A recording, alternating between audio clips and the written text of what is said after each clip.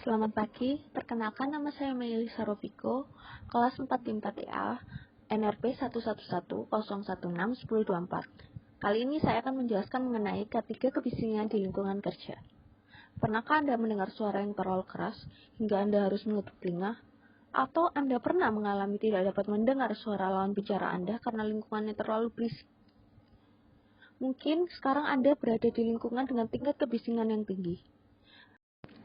Berada di tempat dengan tingkat kebisingan yang tinggi dalam jangka waktu yang cukup lama dapat mengakibatkan gangguan pendengaran akibat bising.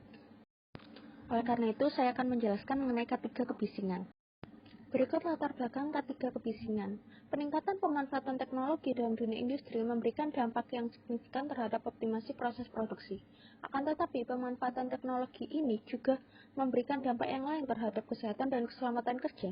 Salah satu gangguan terhadap kesehatan kerja yang disebabkan oleh potensi bahaya fisik adalah kebisingan yang dengan intensitas tinggi. Tingkat kebisingan yang melebihi nilai ambang batas dapat mendorong timbulnya gangguan pendengaran dan risiko kerusakan pada telinga yang bersifat sementara maupun permanen. Setelah terpapar dalam periode waktu tertentu tanpa penggunaan alat proteksi yang memadai, gangguan yang tidak dapat dicegah maupun diatasi dapat menimbulkan kecelakaan baik bagi pekerja maupun orang di sekitarnya. Maka dibuatlah program konservasi pendengaran atau hearing conservation. Tujuan dan manfaat dari presentasi ini adalah: pertama, mengetahui konsep dasar kebisingan. Kedua, mengetahui peraturan K3 yang berhubungan dengan kebisingan. Ketiga, mengetahui nilai ambang batas atau NAB kebisingan. Dapat menghitung nilai ambang batas kebisingan. Dan terakhir, dapat melakukan identifikasi terhadap kemungkinan risiko akibat kebisingan dan upaya pencegahan. Berikut adalah batasan masalah. Adapun batasan masalah dalam makalah ini adalah keselamatan dan kesehatan kerja yang berhubungan dengan kebisingan antara lain peraturan-peraturan K3 tentang kebisingan, risiko akibat kebisingan, dan program konservasi pendengaran. Berikut adalah konsep dasar kebisingan. Kebisingan merupakan suara yang tidak diinginkan yang bersumber dari alat produksi atau alat yang pada tingkat tertentu akan menimbulkan gangguan pendengaran. Kebisingan atau noise dapat juga diartikan sebuah bentuk getaran yang dapat berpindah melalui medium padat, gas, dan cair. Peraturan-peraturan K3 tentang kebisingan. Berikut adalah 3 peraturan K3 tentang kebisingan yang terbaru, yaitu PP nomor 40 tahun 2012 yang mengatur tentang pembangunan dan pelestarian lingkungan hidup. Bandar udara mengatur tentang batas kawasan kebisingan. Kawasan kebisingan dibagi menjadi 3, yaitu kawasan kebisingan tingkat 1, kawasan kebisingan tingkat 2, dan kawasan kebisingan tingkat 3. Selanjutnya, Permenkes nomor 70 tahun 2016 tentang standar dan persyaratan kesehatan lingkungan kerja industri yang mengatur tentang NAB dan NRF. NAB kebisingan merupakan dosis efektif pajanan kebisingan dalam satuan dBA yang diterima oleh telinga atau organ pendengaran dalam waktu tertentu yang tidak boleh dilewati oleh pekerja yang tidak menggunakan alat pelindung telinga. Selanjutnya, Permenker nomor 5 tahun 2018 tentang keselamatan dan kesehatan lingkungan kerja mengatur tentang nilai ambang batas atau NAB. NAB adalah kadar atau intensitas rata-rata yang masih bisa ditahan atau diterima tenaga kerja tanpa mengakibatkan gangguan kesehatan. Teori K3 tentang kebisingan. Gangguan pendengaran akibat bising atau GPAB atau dalam bahasa Inggris disebut Noise Induced Hearing Loss atau NHL adalah penurunan pendengaran sensorineural yang pada awalnya tidak disadari karena belum mengganggu percakapan sehari-hari. Faktor yang dapat mempercepat GPAB atau NHL adalah pajanan intensitas kebisingan yang melebihi NAB. Berikut adalah tabel nilai ambang kebisingan yang terbagi menjadi 3, yaitu jam, menit, dan detik. Dengan paparan maksimal 8 jam dengan intensitas 85 atau 0,11 detik dengan intensitas 139 dB. Selanjutnya, program konservasi pendengaran atau hearing conservation program terdiri dari 6, yaitu pemantauan kebisingan, audiometri test, pengendalian kebisingan, alat pelindung diri, training motivasi, dan pemeliharaan catatan atau record. Berikut adalah alat pengukur kebisingan, yaitu sound level meter dan noise dosimeter. Noise dosimeter biasa digunakan sebagai alat pengukur kebisingan personal. Selanjutnya, saya akan membahas alat pelindung diri, yaitu earplug dan earmuff. Earplug dan earmuff yang masing-masing memiliki nilai NRR atau Noise Reduction Rate yang berfungsi untuk mengurangi pajanan kebisingan yang diterima oleh telinga. Untuk dapat memilih alat pelindung diri yang tepat, maka dapat digunakan rumus kebisingan, yaitu kebisingan nilai area kerja dikurangi NRR sama dengan nilai ambang kebisingan. Selanjutnya saya akan memaparkan data-data pendukung.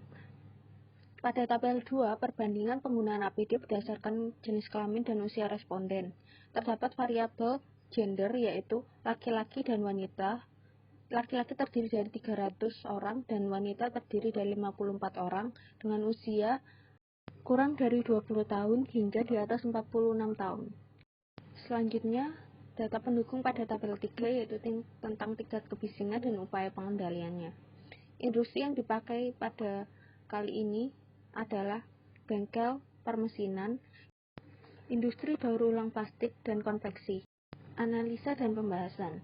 Berdasarkan tabel 2 di atas terdapat informasi mengenai perbandingan pemakaian APD terkait kebisingan yang berdasarkan pada jenis kelamin dan usia responden. Dari hasil survei tersebut diperoleh keterangan bahwa sebagian besar responden telah menggunakan APD dalam kaitannya untuk mengurangi risiko kebisingan.